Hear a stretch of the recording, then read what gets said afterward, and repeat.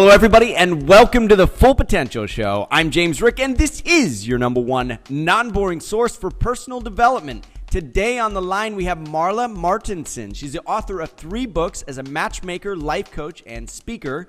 Today, we're going to talk about what stops us, what stops you from going for your dreams and how that impacts your relationships, whether you're in one or you want to be. So it's going to be an interesting show.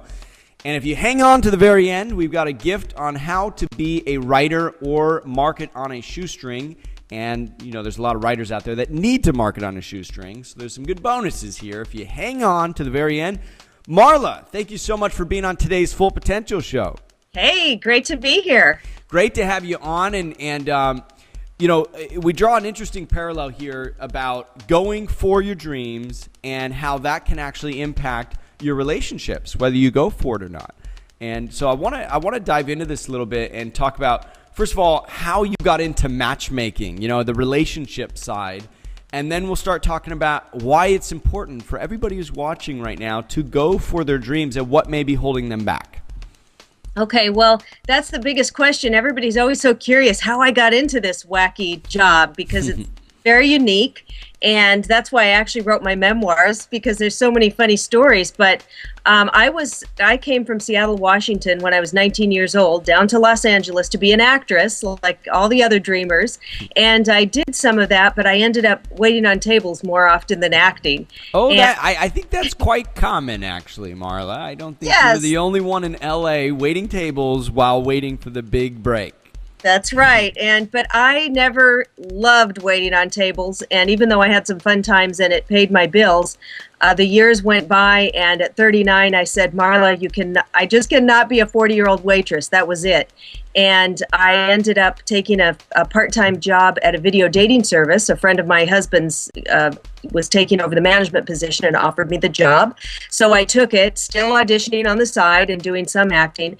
But then a year and a half later, I left and went to a high-level matchmaking firm in Beverly Hills and ended up having that as my full-time career. It just kind of blossomed into this full-time thing. And I loved working with the people. I loved impacting people's lives, but I still had that creative itch. And so that's when I started writing the books. And that was one of my dreams as a child, was to be an author. So it was very interesting how that happened. So it is an interesting journey and life path that ultimately led to you living your dream. I mean, doing the things that excite you, interest you, inspire you, and that you're passionate about.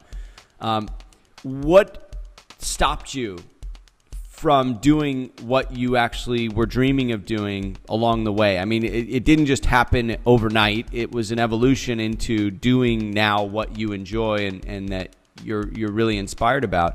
But I'm sure there was some blocks along the way before you actually made that jump. What was it? Well, the biggest block for everyone is just our own mind.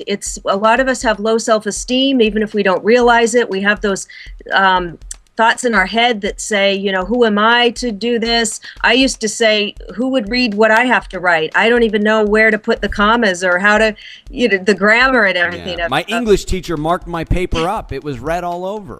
That's right, but now we have, back when I was dreaming of doing it, we didn't have computers. It was typewriters, and there was no word check and all that, so I didn't even know what I was doing. So I just kind of gave it up, and I also dreamed of writing a screenplay. I had all these dreams in my head, but I was just too afraid to go for it. And then once I got a computer and realized in the word program, well, I can, you know, have spell check, I could do this and that. And then guess what? I had a friend in Chicago. His name is Brad Thor. He's a #1 best-selling author. And I remember when he first came out with his first book, and I knew Brad from back in the early 90s when we were both struggling. And here he was on the New York Times bestseller list. Now he's written like 10 books. And I thought to myself, if Brad could do it, I could do it. And then I emailed him and I said, well, what about the commas and this and that? He goes, Marla, that's what editors are for. Now, I'm hearing a couple of important points that I want to emphasize here. One is that why we don't even begin the journey or why we don't even make the attempt is from low self-esteem, a belief that gets in the way of us doing something like, who am I to do this? I can't do this. I can't write. So that's the first thing, low self-esteem out of this belief system that we have about ourselves and about our abilities.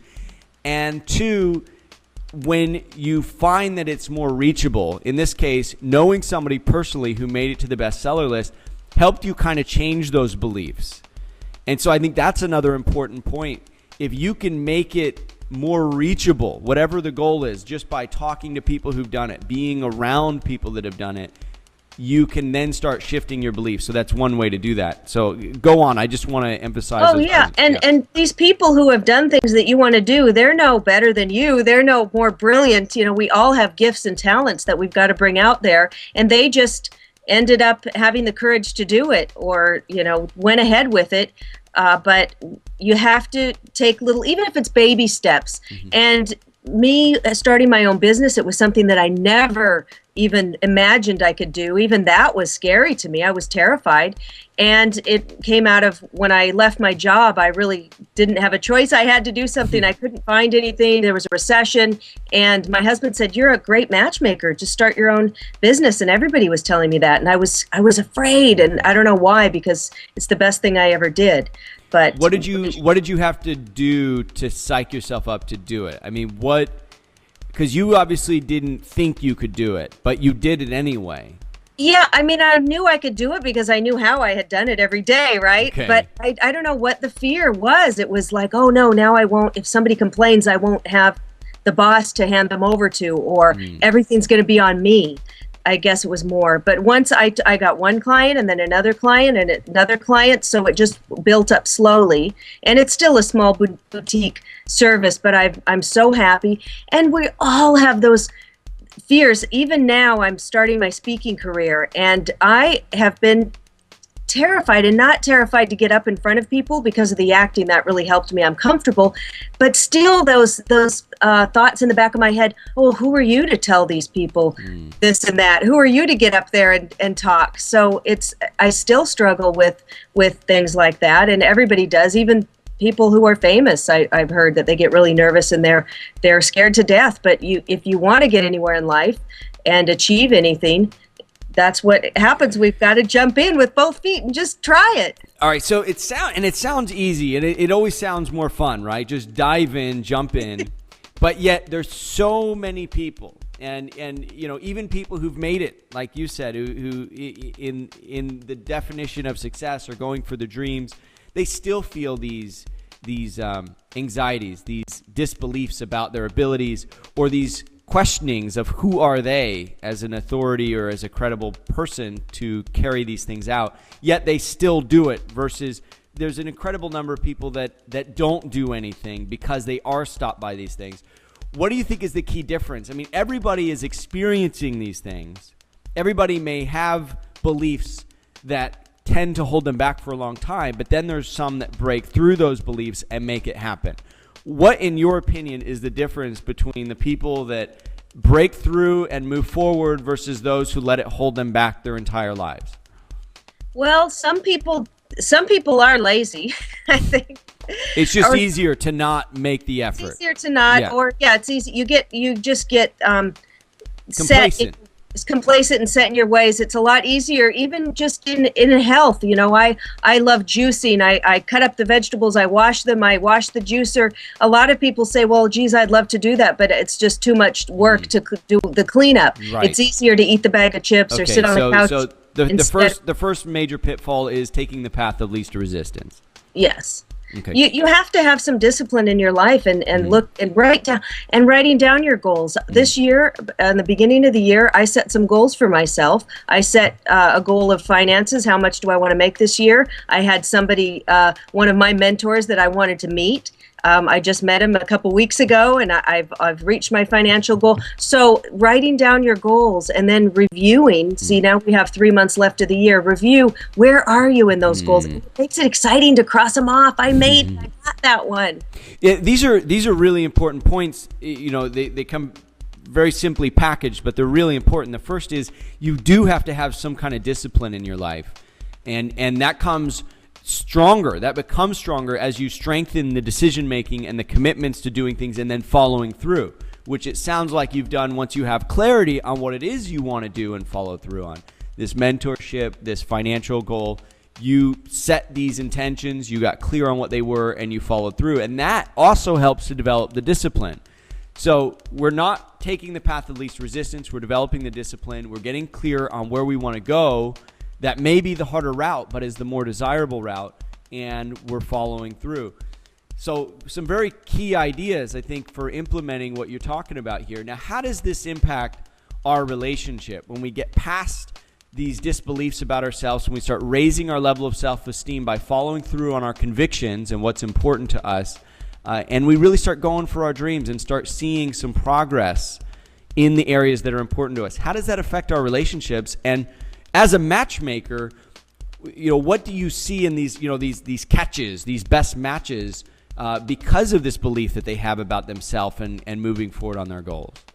Well, it's a self-esteem, and going for your dreams really makes a difference in the partner you're going to find, because so many people, I find that they have a whole list of things that they want in a partner, and they're pretty high standards, right? But then if they look at themselves, do they have those same high standards? For example, I had a man who came into my office, and he had a big belly, and he was probably about 50 pounds overweight, but he said that the woman he wanted to meet would have a flat washboard stomach like Madonna, and she had to be in perfect shape.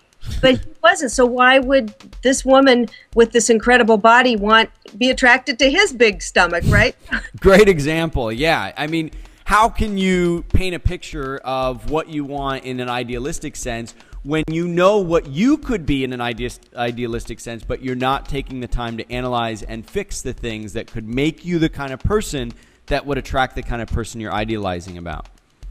Yes. Yeah. You got to look at yourself and say, am I a matchable person? What is somebody going to like in me? Am I debt free? Am I organized? Am I in shape? Am I motivated? And one thing that women love about a man, he doesn't have to be rich, but they love a guy who has passion for something, who is working towards something or working on something. They kind of love that fire.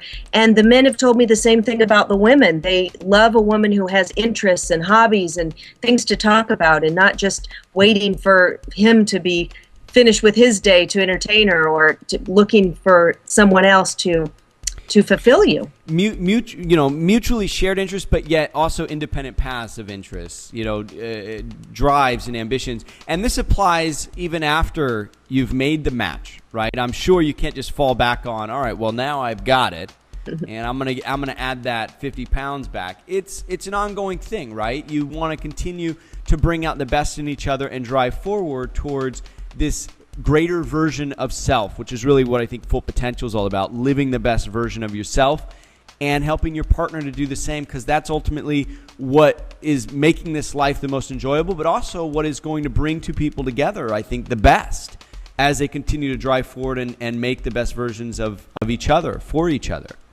It is. When you're a team and when you're best friends, that's when your relationship's going to work. I've been with my husband now 10 years. October or May just was our 10-year mark. Oh, congratulations on that. Married 9. And it's, if we constantly affirm that, we're best friends and we're a team. And working as a team, we were able to buy a house this year. We go to the gym together. We listen to each other. We motivate each other. And that's the only way. And then we also have interests. He likes to watch his soccer with his friends, and I like to go to my spiritual center with my girlfriends. And we have our own things that we do separate, but then we do a lot of things together. And that's the way you got to be. You do need a little bit of a part-time as well.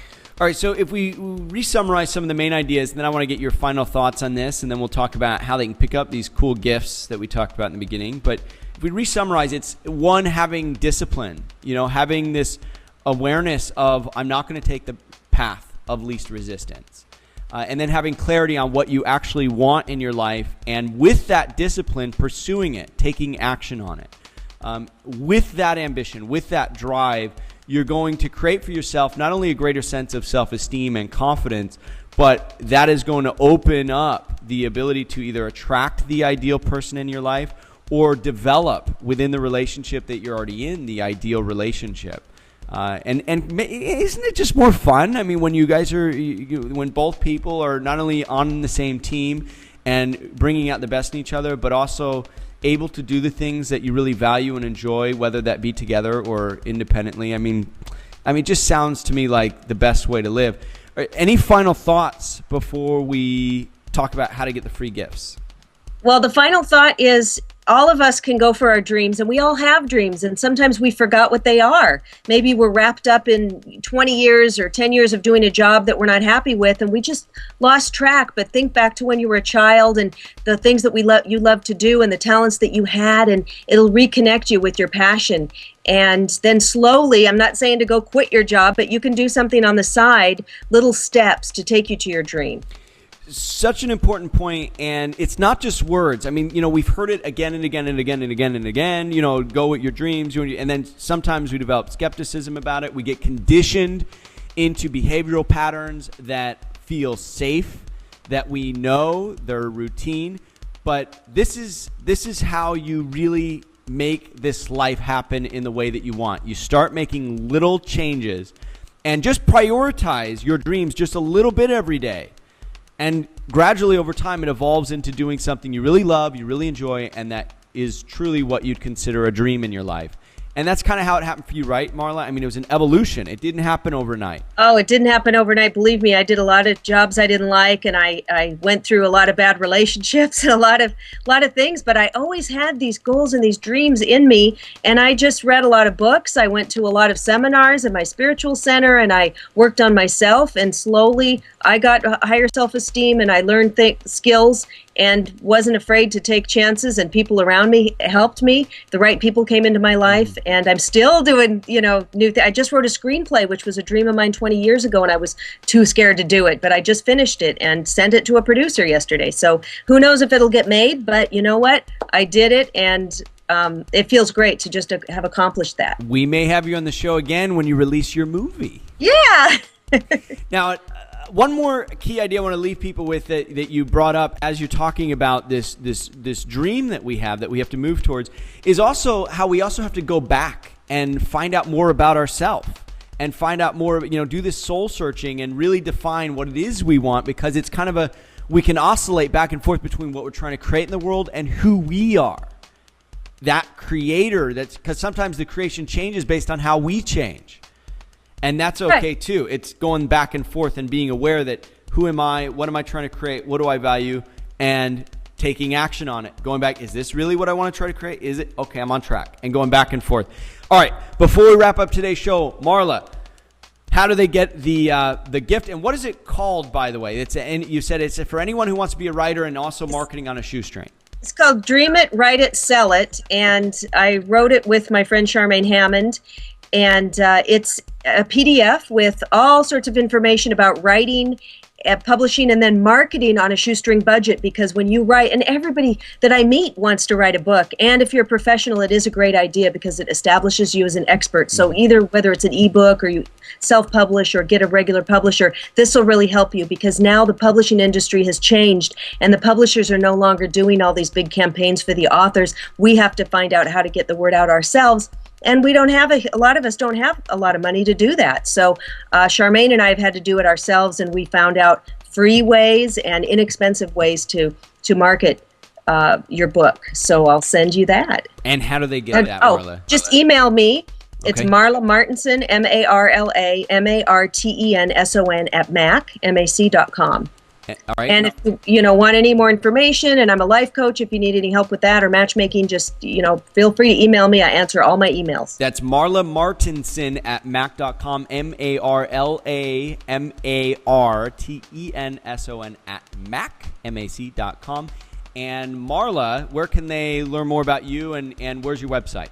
My website is my name again, marlamartenson.com. Easy. All right. Well, get those free gifts. Marla Martenson at mac.com. And Marla, I really appreciate the insights you shared today. Hopefully, we've helped some people that are watching right now. Hopefully, everybody Yes, watching everybody right now. Get over that hurdle of what you really want to do, what you dream in your life, and start taking action on it. And if you need any help with that, especially if it has anything to do with writing or marketing what you're writing, definitely pick up the freebies.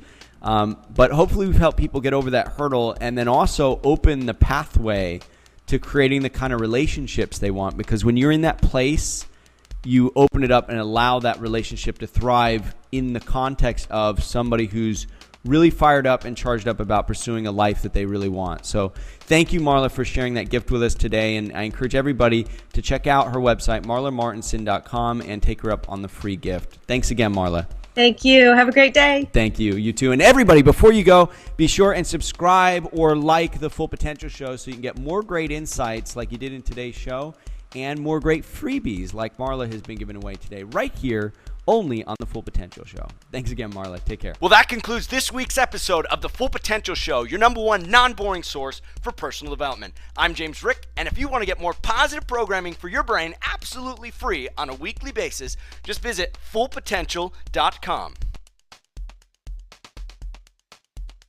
If you like the Full Potential Show, you're going to love the Full Potential Club. What would you like most as a Full Potential Club member? Be 2 to 3 times more productive? Do what you're passionate about? Have more energy? Reduce your work hours? Travel the world? Enjoy an amazing lifestyle on a frugal budget? What if you could do them all? James Rick has been there and done it in ways that few people have. For anyone serious about taking their life or business to the next level, you know you've got to do more than just watch. You've got to do. Join James Rick and other like-minded people for an incredible $10 a month at fullpotential.com/club. Be educated. Be empowered. Be the best version of you. fullpotential.com/club. Try it free for 30 days.